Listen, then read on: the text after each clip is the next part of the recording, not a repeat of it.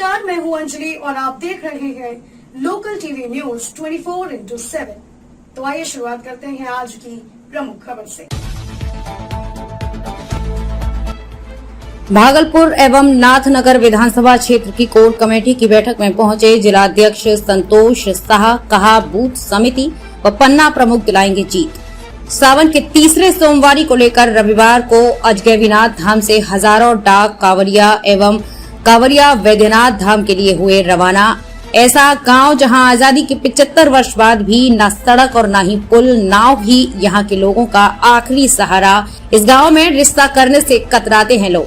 तिलका मांझी में हटाया गया अतिक्रमण, बनाए गए ई रिक्शा चालकों के लिए पिकअप व ड्रॉप पॉइंट। मुख्यमंत्री क्षेत्र विकास योजना के तहत निर्मित सड़क एवं नाला का विधिवत उद्घाटन किया। भागलपुर विधायक अजीत शर्मा ने कहा, इसी तरह निरंतर और भी कार्य होते रहेंगे। और अब खबरें विस्तार से। मुख्यमंत्री क्षेत्र विकास योजना के तहत निर्मित सड़क एवं नाला का विधिवत उद्घाटन किया। भागलपुर विधायक अजीत शर्मा ने कहा, इसी तरह निरंतर और भी कार्य होते रहेंगे। भागलपुर विधायक अजीत शर्मा द्वारा आज वार्ड नंबर 48 अंतर्गत लीची बागान इस आरक्षक में मुख्यमंत्री क्षेत्र विकास योजना द्वारा निर्मित सड़क एवं नाला का उद्घाटन किया गया। इस अवसर पर वार्ड नंबर 48 के पार्षद एवं दर्जनों गणमान्य लोग उपस्थित थे। गौरतलब हो कि यह कार्य मुकेश सिंह के घर से लेकर सिकंदर राय के घर तक सड़क व नाला का निर्माण किया गया है, जिसकी लागत 10,48,000 रुपए की है। वहीं भागलपुर विधायक अजीत शर्मा ने बताया कि ऐसे कई कार्य आगे भी निरंतर होते रहेंगे। वहीं वार्ड नंबर 48 के लोग सड़क व नाले के निर्माण से काफी खुश दिखे। भागलपुर से संवाददाता श्यामानंद सिंह की रिपोर्ट। देखिए, इस आज तक में लीची बागान में ये सड़क नाले का निर्माण हुआ है 10,48,000 का, क्योंकि बड़ा ही उपेक्षित रहता है। ये मोहल्ला बहुत दूर है शहर से, इसलिए ये बड़ी खुशी की बात है कि इन लोगों ने, यहाँ की जो जनता है, सभी भाई बहनों ने लिख के दिया और ये बना है। और काम हम देख रहे हैं कि बहुत अच्छे ढंग से बना है। इसी तरह हम आग्रह करेंगे पूरे शहर में जहाँ भी काम हो, क्वालिटी काम कीजिए और जैसा काम हुआ वैसे किया कीजिए। तिलका मांझी में हटाया गया अतिक्रमण, बनाए गए ई रिक्शा चालकों के लिए पिकअप व ड्रॉप पॉइंट। भागलपुर शहर में लगातार जाम की समस्या को देखते हुए ट्रैफिक व्यवस्था में सुधार को लेकर कई कदम उठाए जा रहे हैं। इसी के तहत तिलका मांझी चौक पर ई रिक्शा चालकों के लिए पिकअप व ड्रॉप पॉइंट बनाया गया है। वहीं सिग्नल लाइट के बगल से ई रिक्शा के परिचालन के लिए बाईपास सड़क बनाई गई है, जो रेड लाइट के बगल से गुजरेगी। अक्सर ई रिक्शा चालक भी सड़क पर ही सवारी को उतारने और चढ़ाने का काम करते थे, जिसको लेकर अक्सर जाम की समस्या उत्पन्न होती थी। वहीं इस समस्या को दूर करने के लिए तिलका मांझी में इसकी शुरुआत की गई है और शहर के कई जगहों पर इस तरह की व्यवस्था करने का प्लान बनाया गया है। वहीं अभी 7 दिनों तक इसकी मॉनिटरिंग की जाएगी और उसके बाद अन्य जगहों पर भी इसे लागू किया जाएगा, जिससे जाम की समस्या से लोगों को निजात मिल पाएगी। श्यामानंद सिंह की रिपोर्ट, भागलपुर से। आपको भी देख ही रहे हैं, आपको बताया है कि हम लोग का प्लान था, कल तय हुआ था कि तिलका मांझी वाला जो पिकअप पॉइंट है और ड्रॉप पॉइंट को किया जाए। खास करके हम लोग सबका ट्रायल के तौर पे है कि इससे सुविधा कितना है और इसमें करने में क्या क्या दिक्कतें आ रही हैं, रोड वगैरह बनाना है, तो उस हिसाब से अभी कर रहे हैं। तो बहुत सारे टाउन में बहुत सारा पॉइंट है जहाँ, और आगे अगर ये बढ़िया मेरे से समझ में आया हम लोग आगे भी दूसरा बनाएंगे। यही तिलका मांझी वाला ही तैयार हो पाया है, इसको किया गया। अगर ये बढ़िया हम लोग देखेंगे तो बढ़िया है। क्या लगता है सर, जो रोड का ट्रैफिक का वो घटेगा क्या इस तरह, जो जाम की समस्या? गाड़ी तो घटना क्या, गाड़ी तो उतना ही है, जाम की तो समस्या भीड़ वो रस में थोड़ी कमी आएगी। पॉइंट और डाइवर्जन हम लोगों ने प्लान किया है, तो क्योंकि एक जगह सब जगह शुरुआत करने में कुछ समस्याएँ हैं, हम लोग इसको ट्रायल मोड पे देख रहे हैं 7 दिनों में कि क्या क्या दिक्कत आ रही है। उसके बाद हम लोग जो बाकी ड्रॉप पॉइंट को डिसाइड किया है। आज तिलका मांझी में चेक किया जा रहा है। तिलका मांझी में अभी हम लोग 1 वीक तक देते हैं, उसके बाद बाकी। और कहाँ करते हैं? इसके अलावा जो स्टेशन है या फिर मनाली चौक है, इसके अलावा अश्वरोही है, तो हम लोगों ने जो डिसाइड किया है 4-5 ड्रॉप पॉइंट। नाथनगर में भी 1-2 पॉइंट है, वहाँ पे सारे जगह पे 7 दिनों के बाद इससे ट्रैफिक का लोड करना। हाँ, थोड़ा सा डाइवर्ट होगा तो ड्रॉप पॉइंट भी रहेगा। लोग यहाँ पे जिनको चढ़ना उतरना है यहाँ पे उतर सकते हैं, तो बीच रोड में चढ़ना उतरना नहीं पड़ेगा। Thank you. ऐसा गांव जहां आजादी के 75 वर्ष बाद भी न सड़क है न ही पुल, नाव ही यहाँ के लोगों का आखिरी सहारा। इस गांव में रिश्ता करने से कतराते हैं लोग। भागलपुर जिला के नवगछिया अनुमंडल अंतर्गत खरीक प्रखंड के 2 गांव ऐसा हैं जहां आजादी के 75 वर्ष बीत जाने के बाद भी आने जाने के लिए न सड़क है न पुल पुलिया। ग्रामीण नाव के सहारे ही अपना जीवन यापन कर रहे हैं। ये गांव है नवगछिया अनुमंडल के अंतर्गत आने वाला सिहकुंड और लोकमानपुर। ये 2 गांव कोसी नदी के सैलाब का दंश झेलता है। ये दोनों गांव चारों तरफ से कोसी नदी से घिरा हुआ है और दोनों गांव एक टापू की तरह नदी के बीचों बीच बसा हुआ है। ये दोनों गांव अपने जिला मुख्यालय से 50 किलोमीटर और अनुमंडल मुख्यालय से 30 किलोमीटर दूर है। लोगों को अपनी जान बचाने के लिए खुद के बनाए जुगाड़ ही काम आते हैं। सैलाब में यहाँ आने जाने वाले लोगों के लिए नाव का सफर ही एकमात्र विकल्प है। ग्रामीणों को हर दिन अपनी जरूरत का एहसास दिलाता है। इन दोनों गांवों में हॉस्पिटल भी नहीं है। यदि कभी कोई इमरजेंसी आ जाए या किसी की तबीयत ज्यादा खराब हो जाए तो वो व्यक्ति भगवान के भरोसे ही रहेगा। आवागमन का साधन नहीं होने के कारण गांव के बच्चे चाहकर भी उच्च शिक्षा से वंचित हैं। यहाँ पर एकमात्र प्राथमिक स्कूल है जहाँ पढ़ाने के लिए शिक्षिका बबीता देवी प्रतिदिन 6 किलोमीटर पैदल चलकर नाव के सहारे स्कूल पहुँचती हैं। बबीता देवी बताती हैं कि वो पिछले 13 वर्षों से सिंहकुंड गांव में स्थित प्राथमिक विद्यालय आजाद नगर में प्रतिनियुक्ति है। वह पिछले 13 वर्ष से लगातार इसी तरह से नाव पर सवार होकर बच्चों को पढ़ाने स्कूल जाती हैं। शिक्षिका बबीता देवी ने बताया कि पिछले 13 वर्षों में यहाँ कोई बदलाव नहीं हुआ है। जब स्कूल ज्वाइन किया था तब भी नाव के सहारे ही जाना पड़ता था और आज भी नाव के सहारे ही जाना पड़ता है। यहाँ लगातार कोसी कटाव करती है। गाँव के लोग किसी तरह से खेतीबाड़ी करते हैं और अपना जीवन यापन करते हैं। पानी के घिरे होने के कारण पंचायत में रिश्ता करने से कतराते हैं लोग। आप लोग का आना जाना होता है? हम लोग को आना जाना अपना खरीक से निकलते हैं तो बाइक से आते हैं घाट से नाव पार करके तो स्कूल वाले स्कूल जाते हैं 2 कोस 3 कोस। किस स्कूल में? किस स्कूल? आजाद नगर से। कितने वर्षों से आ रही है? 13 वर्ष। इसमें क्या बदलाव देखा? क्या बदलाव देखेंगे, कुछ नहीं बदला हुआ है अभी इधर। उसी तरीके से जाते हैं। इसी तरह से। वो गांव कैसे बसा हुआ है? कैसे बसा हुआ है? इधर कट्टी होता है। गांव के लोग किसी तरह अपना गुजर बसर खेती गृहस्थी लेकर के यहाँ काम बाहर करते हैं। और अच्छा मैडम, कभी बच्चे अगर बीमार पड़ जाते हैं तो कैसे उसको इधर लाते होंगे? नाव द्वारा। दूसरा कोई उपाय नहीं है। अगर मान लीजिए कि उस समय नाव उस पार में नहीं है तो फिर क्या होगा? अब जैसे वो आप संभाले। मेरा नाम राजकुमार है, मेरा घर सिहकुंड है और हम सब देखते हैं कि कोई भी सरकार कोई भी नेता आता है वोट मांग के चला जाता है और बहुत तरह का वादा भी करता है कि ये करेंगे वो करेंगे। और हम तो ये भी सुने हैं कि मतलब सिहकुंड और ढोरिया का पुल भी पास हो गया, लेकिन पुल पास जो कर दिया सरकार ने, पुल गया कहाँ? पुल तो यहाँ है नहीं। यहाँ तो हम नाव से टप रहे हैं। कितने वर्षों से ऐसे टपते हैं? हम सब तो जन्म जब से होश संभाले हैं तो नावे से टप रहे हैं। अच्छा, कैसे वो गांव कैसे बसा हुआ है? गांव से ऐसे मतलब हम सब जब से पैदा हुए हैं हम तो 3-4 बार तो मेरा घर कट गया। घर पहले हम लोगों का यहाँ पे था। कभी इस पार में रहते हैं। गांव के चारों तरफ क्या है? गांव के चारों तरफ नदी है, बीच में हम सब हैं। अच्छा टाइप का। हाँ, बीच में चारों तरफ नदी है। अच्छा, कभी इमरजेंसी पड़ जाए या फिर किसी को कॉलेज जाना होता हो तो कैसे वहाँ से पढ़ाई कैसे होती है? कैसे स्वास्थ्य व्यवस्था को आप लोग? देखिए, सबसे पहली बात तो पढ़ने लिखने का तो कोई यहाँ भौंजे नहीं है। छोटा मोटा स्कूल है और यहाँ से पढ़ाई लिखाई तो हो ही नहीं पाता है। ज्यादातर मेरे गांव में अनपढ़ ही लोग रहते हैं। पढ़ने लिखने का कोई व्यवस्था ही नहीं है यहाँ पे। क्या नाम है आपका? मेरा नाम राजकुमार है। कहाँ से आप लोग आते हैं और कैसे आना जाना होता है? हम लोग लोकमानपुर से आते हैं, जो दिख रहा है ना गाँव नदी के बगल में, वहाँ से आते हैं। और पानी इसका मुख्य कारण है जो हम लोगों को दिक्कत देता है। क्या परेशानी होती है? परेशानी यही होता है कि हम लोग डेली आते हैं और जाते हैं तो इसकी समस्या होती है कि ना मतलब पानी बढ़ जाता है तो ना कभी वहाँ कभी यहाँ टाइम पर नहीं पहुँच पाते हैं। क्या लोकमानपुर जो गांव है वो हम लोग सब लोग जानते हैं कि वो कोसी नदी के एक तरह से, और जब बारिश बढ़ जाती है, जब ये सीजन आ जाता है फ्लड का, तो वो चारों तरफ पानी से घिर जाता है। उसमें राज्य सरकार, बिहार राज्य पुल निर्माण निगम के माध्यम से उसमें पुल का भी निर्माण हो रहा है और अप्रोच रोड का भी जो है पुल निर्माण कार्य कर रहा है और वो कार्य बहुत तेज़ गति से चल रहा है। बारिश के कारण थोड़ा सा स्लो हुआ है। उसमें जो भूअर्जन का काम है उसका निरीक्षण भी मेरे द्वारा कुछ महीने पहले किया गया था।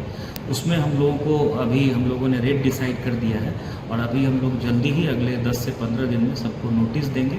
उसमें राशि भी भूअर्जन पदाधिकारी को मिल गई है और कैंप लगा करके हम लोग जो भी रैयत है उसमें संभवतः मुझे जो ध्यान में आ रहा है 2 गाँव की ज़मीन जा रही है, उसका हम लोग पेमेंट भी इंश्योर कराएंगे और हम लोग ये उम्मीद कर रहे हैं कि इसी साल के अंत तक उस गाँव को जो है कनेक्टिविटी मिल जाएगी। उसी पर एक और पुल जो है वो बन जाएगा और पुल निर्माण निगम के द्वारा ससमय इस कार्य को पूर्ण कराया जाएगा।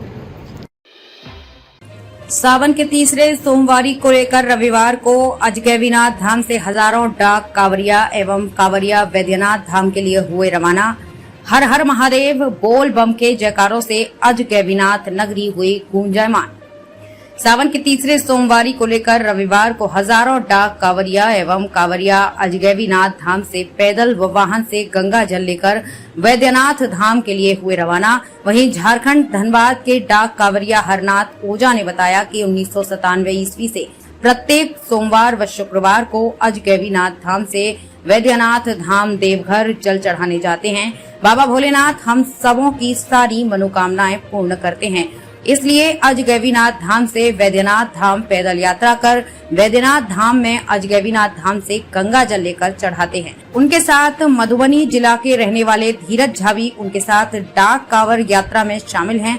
उन्होंने कहा कि कोरोना में बाबा भोलेनाथ को जल नहीं चढ़ा पाए थे, लेकिन शिवरात्रि में अजगैबीनाथ धाम से गंगा जल लेकर पैदल वैद्यनाथ धाम में बाबा भोलेनाथ को जल चढ़ाकर मनोकामनाएं पूर्ण किए हैं की बात कही। साथ ही यूपी, बंगाल, नेपाल के कांवरिया ने बताया कि मलमास सावन हम सबों के लिए शुभ दिन होने पर अजगैबीनाथ धाम से गंगा जल लेकर वैद्यनाथ धाम पैदल व वाहन यात्रा करते हुए बाबा भोलेनाथ को जल चढ़ाने की बात कही।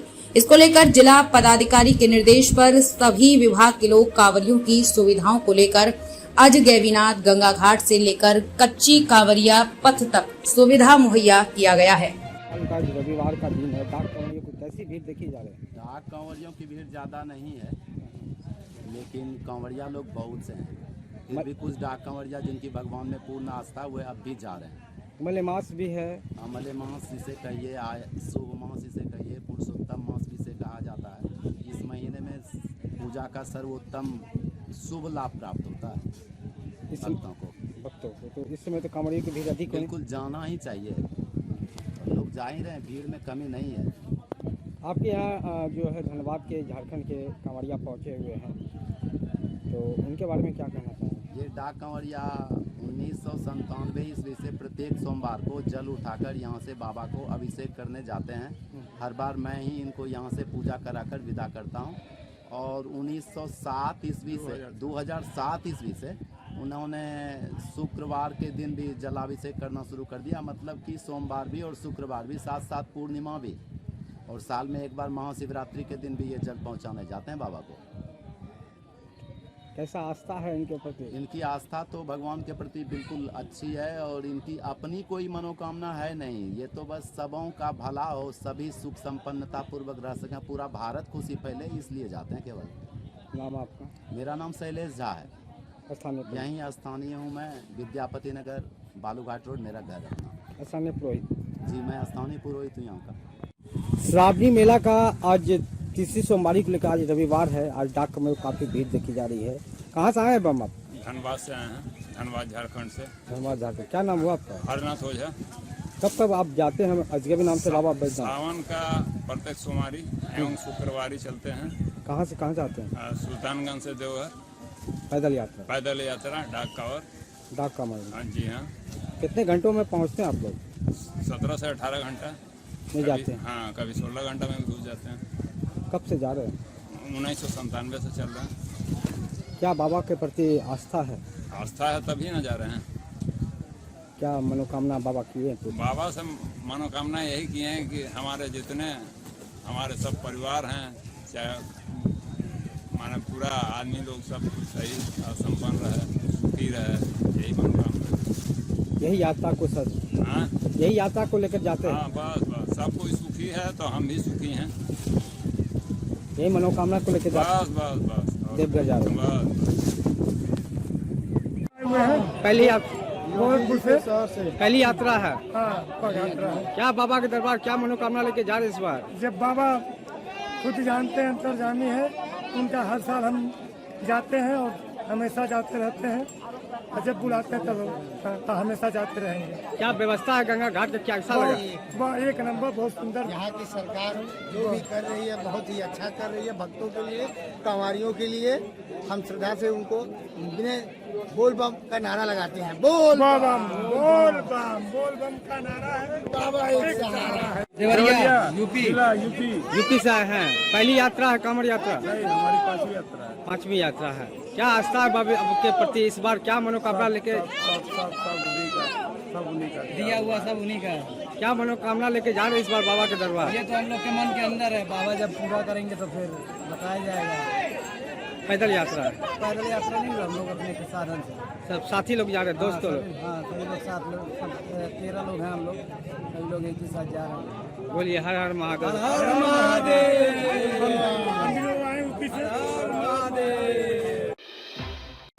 भागलपुर एवं नाथनगर विधानसभा क्षेत्र की कोर कमेटी की बैठक में पहुंचे जिलाध्यक्ष संतोष शाह, कहा बूथ समिति व पन्ना प्रमुख दिलाएंगे जीत। भागलपुर जिला इकाई के भाजपा जिलाध्यक्ष संतोष कुमार शाह ने कहा कि बूथ समितियों और पन्ना प्रमुखों के सहयोग से बूथ विजय अभियान के तहत आगामी चुनाव में सफलता की इबारत लिखी जाएगी। इसके लिए सभी मंच मोर्चों की टीम को तैयार करनी होगी। समय बहुत कम है। ये बातें उन्होंने भागलपुर एवं नाथनगर विधानसभा क्षेत्र की कोर कमेटी की बैठक में तिलका मांझी स्थित एक विवाह भवन परिसर में कही। वहीं लोकसभा प्रभारी रामचंद्र चौधरी ने कहा कि भागलपुर लोकसभा क्षेत्रों में जीत हासिल करेंगे। विधानसभा प्रभारी प्रदीप कुमार सिंह ने कहा कि पन्ना समितियों के गठन का काम भी तेज किया जाएगा। कार्यक्रम के दौरान लोकसभा विस्तारक सतीश चंद, अंजना, रोशन सिंह, मनीषा, राजेश टंडन, श्वेता सुमन, प्राणिक वाजपेयी, चंदन ठाकुर, निरंजन चंद्रवंशी, पंकज गुप्ता, आशीष सिंह के अलावे दर्जनों पदाधिकारी मौजूद थे। आज भागलपुर विधानसभा के कोर कमेटी की बैठक है। अब पूर्णतः यह कामकाजी बैठक है। भारतीय जनता पार्टी अपने सांगठनिक ढांचे के आधार पर ही चुनाव लड़ती है। आज की इस बैठक में हमारा जो शक्ति केंद्र है, हमारी जो बूथ कमेटी है, तो आज की बैठक के बाद शक्ति केंद्र पर भी हमारी बैठकें होंगी। उसकी रणनीति, उस बैठक को लेने के लिए कौन लोग जाएंगे। ऐसे भागलपुर विधानसभा में 26 शक्ति केंद्र हैं। उन 26 शक्ति केंद्रों पर यहाँ से तय होंगे और जो विधानसभा की कोर कमेटी है, विधानसभा के अंदर जो जिला अधिकारी हैं, मोर्चा के अधिकारी हैं, उनको तय करके हम लोग भेजेंगे और शक्ति केंद्रों पर जाकर बैठक लेंगे। और बैठक में जो पन्ना प्रमुख और पेज प्रमुख की जो हमारी संरचना है, जिसके आधार पर हम लोग चुनाव लड़ते हैं, तो पन्ना प्रमुख और पेज प्रमुख बनाने की बात वहाँ कर समय देकर हम लोग बनाएंगे और पूरे चुनाव की तैयारी में हम लोग लगे हैं। उस निमित्त आज हम लोगों की बैठक हुई है और इस बैठक में हम लोगों ने पूरे चुनाव की रणनीति पर चर्चा की है। किस प्रकार संगठनिक ढांचा बने, कैसे हमारे वोट प्रतिशत बढ़े और आने वाले समय में जो भी चुनाव होने हैं उसमें जो नए मतदाता जुड़ेंगे, नए मतदाताओं को जोड़ने का भी काम भारतीय जनता पार्टी के तमाम ऐसे बूथ के अध्यक्ष, शक्ति केंद्र के प्रभारी सभी लोग करेंगे। उसकी पूरी रणनीति हम लोग बना रहे हैं और बैठक का पूरा खाका तैयार हुआ है और बैठक से निर्देश देने के बाद सभी लोग अपने अपने क्षेत्र में जाके काम करेंगे। अब तक के लिए बस इतना ही। मिलते हैं फिर ऐसे ही बड़ी खबर के साथ। तब तक के लिए नमस्कार और देखते रहिए लोकल टीवी न्यूज 24/7।